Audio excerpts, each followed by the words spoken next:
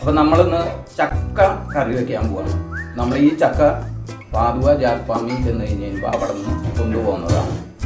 അപ്പോൾ നമുക്കിനി ഇത് മുറിച്ചിട്ട്, ഇതിപ്പോൾ നല്ല കറിപ്പാകാണ്, നമുക്കത് മുറിച്ച് നമുക്ക് ചുളയിട്ട് കറി വയ്ക്കും. തൊലി ചെത്തിയിട്ടും ചെയ്യാറുണ്ട്, പക്ഷെ നമ്മളിപ്പോൾ അങ്ങനെയല്ല ചെയ്യുന്നത്. നല്ല മൂർച്ചയുള്ള കത്തിയൊക്കെ ആണെങ്കിൽ അങ്ങനെ ചെയ്യുന്നവരും ഉണ്ട്. തൊലി ചെത്തണം. ഇത് ഞാൻ ഇതിൻ്റെ ഒരു പീസ് എടുത്തിട്ട് ചെത്തി കാണിച്ചു തരാം.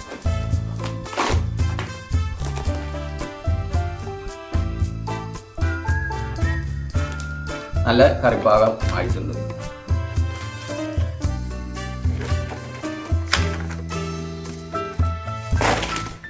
നമുക്കിത് ഈ പുറം ചെത്തി എടുക്കണം എന്ന് പറഞ്ഞു കഴിഞ്ഞാൽ നമുക്ക് വേണമെങ്കിൽ ഇങ്ങനെ ചെത്തി കളയാമെന്നാണ് ഉദ്ദേശിക്കുന്നത്.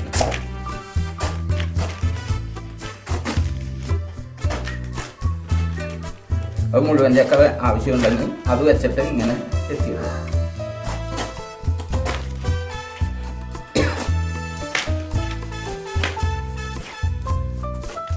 ചെറിയ മീഡിയം ചക്കയാണ് നമ്മൾ ഇങ്ങനെ യൂസ് ചെയ്യാറ്. ഇതിനും ഇളയ പാകം അല്ലേ? ആ, കുരും ചുളയും ഒക്കെ കൂടി അരിഞ്ഞിട്ട് വെക്കാവുന്നത്. അത് നമുക്ക് അടുത്ത ദിവസം ഞങ്ങളിപ്പോൾ ആ ഫാമിൽ വീണ്ടും പോകുന്നുണ്ട്. അപ്പോൾ അവിടെ ചെല്ലുമ്പോൾ നമുക്ക് ഇടിയനൊക്കെ ഇട്ടുണ്ട്.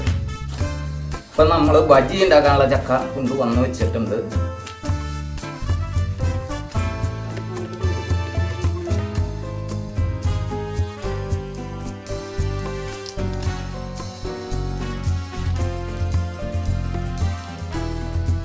ഇവിടെ ഞാൻ അരമുറി തേങ്ങ എടുത്തിട്ടുണ്ട്, തേങ്ങാപ്പീര.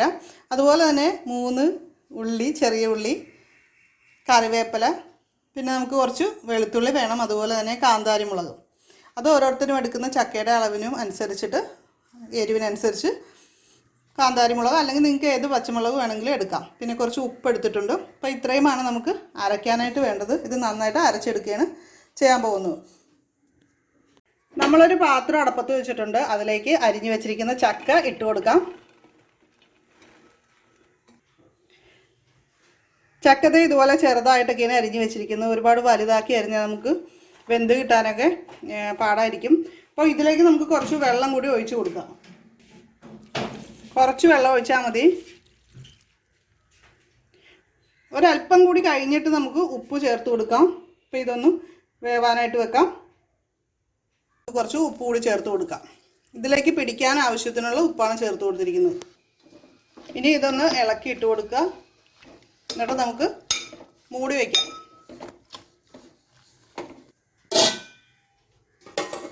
നമ്മളിത് ഇടയ്ക്കൊന്ന് തുറന്നിട്ട് ഇളക്കി കൊടുക്കണം. കാര്യം നമ്മൾ ഒരുപാട് വെള്ളം ഒഴിച്ചിട്ടില്ല ഇത് ചെയ്യുന്നത്. അതുകൊണ്ടാണ് നമ്മളിങ്ങനെ ഇളക്കി കൊടുക്കണമെന്ന് പറഞ്ഞത്.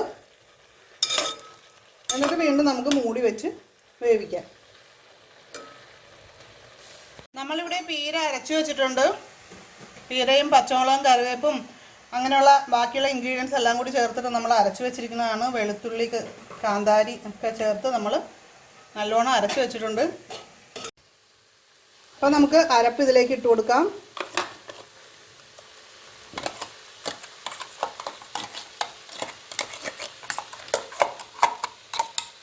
അപ്പം നമുക്കിതൊന്ന് മൂടി വെച്ചിട്ട് 2 മിനിറ്റ് കഴിഞ്ഞിട്ട് നമുക്ക് ഇളക്കാം.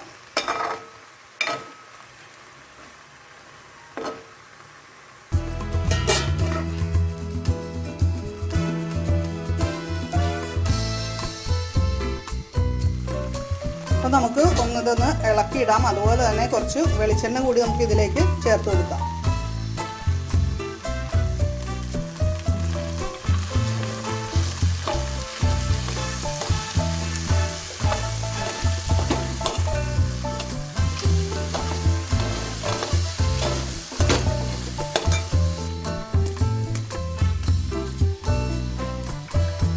നമ്മുടെ ചക്ക റെഡിയായിട്ടുണ്ട്. അപ്പോൾ ഈ സമയത്ത് നമുക്ക് ഉപ്പ് കാര്യങ്ങൾ നോക്കിയിട്ട് കുറവ് ഇൻ കേസ് ഉണ്ടെങ്കിൽ നമുക്ക് അല്പം ചേർത്ത് കൊടുക്കാം.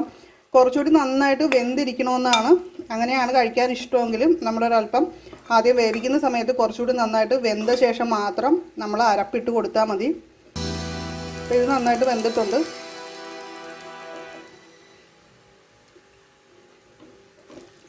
നല്ല രസമുണ്ട്. അപ്പോൾ നമ്മുടെ ചക്കക്കുഴ റെഡി ആയിട്ടുണ്ട്. ചക്കയുടെ ഗുണങ്ങൾ ഒരുപാടുണ്ട്. അത് എത്ര പറഞ്ഞാലും മതിയാവില്ല. ചക്കയിൽ ധാരാളം നാരുകൾ, അതായത് ഫൈബർ അടങ്ങിയിട്ടുണ്ട്. അതുകൊണ്ട് തന്നെ അത് ശോധന കറക്റ്റ് ആകാനായിട്ട് സഹായിക്കും. കുടലിൻ്റെ പ്രവർത്തനങ്ങൾ നന്നായിട്ട് നടക്കാനായിട്ട് സഹായിക്കും. മറ്റു പഴങ്ങളൊക്കെ കഴിക്കുമ്പോൾ അസിഡിറ്റിയുടെ പ്രശ്നം ഉണ്ടാവാറുണ്ട്. ചക്കയ്ക്ക് ആ ഒരു പ്രശ്നവുമില്ല, അല്ലെങ്കിൽ വളരെ കുറവാണ് എന്ന് വേണം പറയാൻ. പഴുത്ത ചക്ക കഴിക്കുന്നതിലും വളരെ നല്ലതാണ് പച്ച ചക്ക കറിയായിട്ടും മറ്റും നമ്മൾ ആഹാരത്തിൽ ഉൾപ്പെടുത്തുന്നത്. അതെന്താണെന്ന് വെച്ചാൽ പ്രമേഹ രോഗികൾ ചക്ക കഴിക്കരുതെന്ന് പറയാറുണ്ട്. അത് പഴുത്ത ചക്കയുടെ കാര്യമാണ്, ഒരിക്കലും പച്ചച്ചക്കയുടെ കാര്യമല്ല. പച്ചച്ചക്ക വളരെ നല്ലതാണ് പ്രമേഹ രോഗികൾക്കും. നമ്മൾ ചോറോ ചപ്പാത്തിയോ ഒക്കെ കഴിക്കുന്ന പോലെ പ്രധാന ഭക്ഷണമായിട്ട് നമുക്ക് കഴിക്കാവുന്ന ഒന്നാണ് ചക്ക. ചക്ക ഇതേപോലെ നമ്മൾ പാചകം ചെയ്ത് കഴിക്കുന്നത് ചോറിന് പകരമായിട്ട് നമുക്ക് കഴിക്കാവുന്ന ഒന്നാണ്. അതായത് ദിവസത്തിൽ ഒരു നേരം ഇതേ രീതിയിലൊക്കെ കഴിക്കുക. അപ്പോൾ ഇതുവരെ ചക്ക വീട്ടിൽ വെച്ച് പിടിപ്പിച്ചിട്ടില്ലാത്തവർ ഉറപ്പായും വെക്കുക. നമ്മൾ ഇതിനു മുമ്പ് ഒരു ചക്കയുടെ വീഡിയോ ഇട്ടിരുന്നു, അതായത് പ്ലാവിൻ്റെ വീഡിയോ. അത് എല്ലാ സമയത്തും തന്നെ നമ്മുടെ പറമ്പിൽ ചക്ക ഉണ്ടാകുന്ന ഒരു ഇനം പ്ലാവിൻ തൈയാണ് പരിചയപ്പെടുത്തിയിരുന്നത്. അപ്പോൾ അത് വേണ്ടവർ കമൻറ്റ് ചെയ്താൽ മതി, ലിങ്ക് തരാം. അപ്പോൾ നമ്മുടെ പറമ്പിലുള്ള ഭക്ഷണം തന്നെ നമുക്ക് കഴിച്ച് ആരോഗ്യം നിലനിർത്താൻ സാധിക്കും. വെജിറ്റേറിയൻസ് ചക്കയുടെ കൂടെ പ്രോട്ടീൻ ധാരാളമുള്ള കടലക്കറിയോ പയറോ പരിപ്പോ ഒക്കെ കഴിക്കുക. അങ്ങനെ നമ്മൾ കഴിക്കുമ്പോൾ ചക്ക നമുക്ക് ബോറടിക്കില്ല. നമുക്ക് ഡെയിലി മാറി മാറി കഴിക്കുകയും ചെയ്യാം. ഫ്രീ റാഡിക്കലുകൾ തടഞ്ഞ് വാർദ്ധക്യം തടയാനായിട്ടും ചുളിവുകളൊക്കെ അകറ്റാനും അണുബാധ കുറയ്ക്കുവാനും രോഗപ്രതിരോധ ശക്തിക്കും ഒക്കെ ചക്ക വളരെ നല്ലതാണ്. അതുകൊണ്ട് തന്നെ ക്യാൻസറിനെയും ട്യൂമറിനെയൊക്കെ പ്രതിരോധിക്കാൻ സഹായിക്കും. ചക്കയിൽ ധാരാളം ആൻറ്റി ഓക്സിഡൻസും വൈറ്റമിൻ സിയും ഒക്കെ അടങ്ങിയിട്ടുണ്ട്. നമുക്ക് നല്ല ഊർജ്ജം അല്ലെങ്കിൽ എനർജി കിട്ടുന്ന ഒരു പഴമാണ് ചക്ക. പക്ഷേ ഒരു കാര്യം ശ്രദ്ധിക്കാനുള്ളത്, കിഡ്നി രോഗങ്ങളുള്ളവർ ചക്ക മിതമായി മാത്രമേ കഴിക്കാൻ പാടുള്ളൂ. കാരണം ഇതിൽ ധാരാളം പൊട്ടാസ്യം അടങ്ങിയിട്ടുള്ളത് കൊണ്ടാണ്. അപ്പോൾ അങ്ങനെയുള്ള ആൾക്കാർ ഡയറ്റീഷ്യൻ്റെ അല്ലെങ്കിൽ ഡോക്ടറുടെയൊക്കെ ഉപദേശപ്രകാരം വേണം പച്ചച്ചക്ക പതിവായിട്ട് ഡയറ്റിൽ ഉൾപ്പെടുത്താനുള്ളത്. ചക്കപ്പഴത്തിലുള്ള മറ്റൊരു വൈറ്റമിനാണ് വൈറ്റമിൻ B6. ഇത് അനീമിയ പ്രതിരോധിക്കാനായിട്ട് സഹായിക്കുന്നുണ്ട്. മുടി വളർച്ചയെ കൂട്ടുന്നൊരു കാര്യമാണ്. അപ്പോൾ ഇത്രയൊക്കെയാണ് ചക്കയുടെ ഗുണങ്ങൾ.